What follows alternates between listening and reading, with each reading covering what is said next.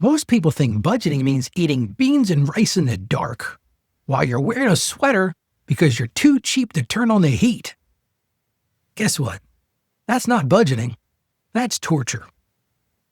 And if you're afraid to look at your bank statement because you think fixing your finances means giving up everything that brings you joy, you've been sold a lie. And today, I want to break the lie down. I'm going to teach you how to cut the waste without cutting the happiness.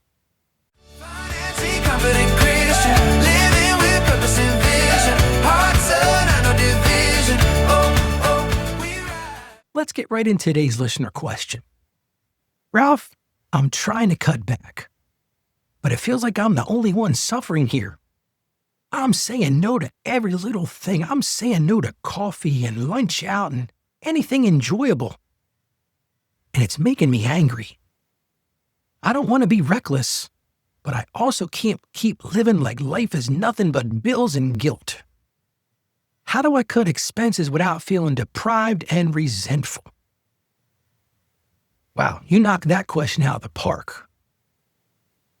Kind of feels like a diet discussion, doesn't it? How do you keep moving forward without feeling that resentful? So today's big idea is cutting expenses isn't punishment. We got to lay the groundwork right there. It's permission to spend on what truly matters.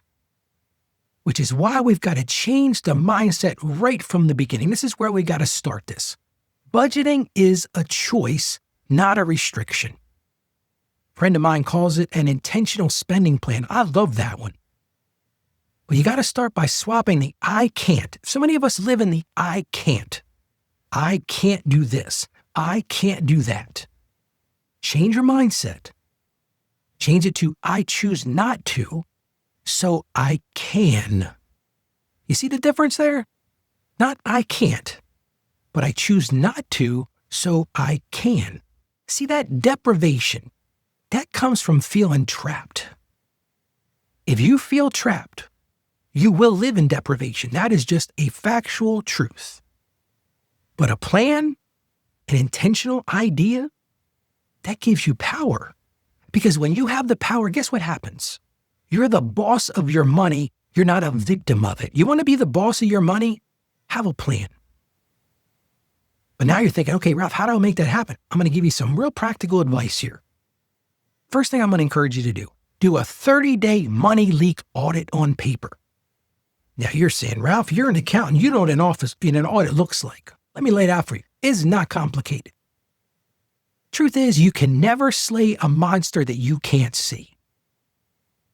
I remember as a kid, I used to be worried about that monster that lived under the bed or lived in the closet. Never seen that monster come out. But for so many of us, with our money, there's monsters there. But we've never looked for them. We never looked at the leaks. So here's one thing you can do, some real practical advice. Print or pull the last 30 days of your bank statement and your credit card statement and highlight every single non-essential spending line. Now, I'm not talking about the essential things, food, clothing, shelter, utilities. I'm talking about the little $5 here, the $12 there, the coffees, the little treating yourself things, all that money that disappeared quietly. But print that out and just highlight that thing. Just go through, because you're going to be surprised at how many things there are.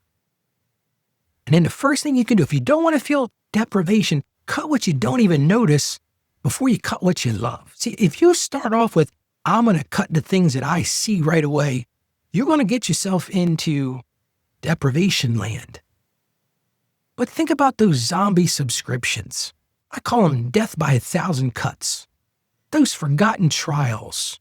Those unused memberships. Oh, it sounded like a great idea at the time, but man, I haven't used that since. Ask yourself this, if you wouldn't pay for it today, you shouldn't keep paying for it tomorrow. And see, the beauty of these things, these cuts don't hurt because you weren't using them anyway. So start there, what I call the low-hanging fruit.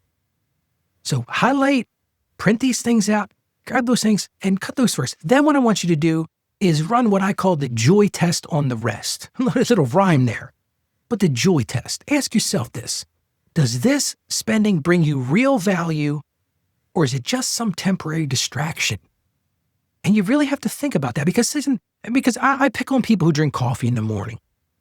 But that morning coffee that you truly enjoy, that might be part of the joy for you. And that's cool. If you can afford to do it, that's great. But if you've got 3 streaming services you only scroll through, cut it.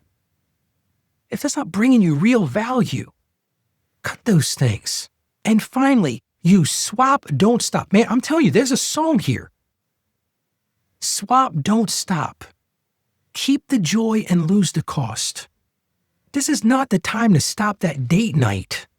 It might be super important for your relationship, but you could swap that expensive dinner for dessert only, or a picnic, or something cheaper. But the time still matters. You don't have to stop reading. Swap Amazon for the library. Go to the library and check out books. Yeah, guess what? There are still libraries. You can still check out books. What I'm telling you here is keep the ritual, but drop the price tag. Lower the price tag. Because you're not cutting joy, you're cutting waste. And that's the big answer today. Don't cut the joy, cut the waste. So here's my one win for you, just a single step. And I'm going to challenge you. I bet every one of us could cancel 1 zombie subscription in the next 10 minutes. That's what I want you to do. When you're done listening today, open up your bank app or your phone or your subscriptions and go find 1 zombie subscription, because I bet one thing, you're probably going to find one you forgot about. Cut it off today. Stop the bleeding. Well, let's get to our scripture for today. It comes to us from 1 Corinthians chapter 10, verse 23. And listen to this one because, man, this one is ideal for what we're talking about today. Again, 1 Corinthians 10:23. I have the right to do anything you say, but not everything is beneficial.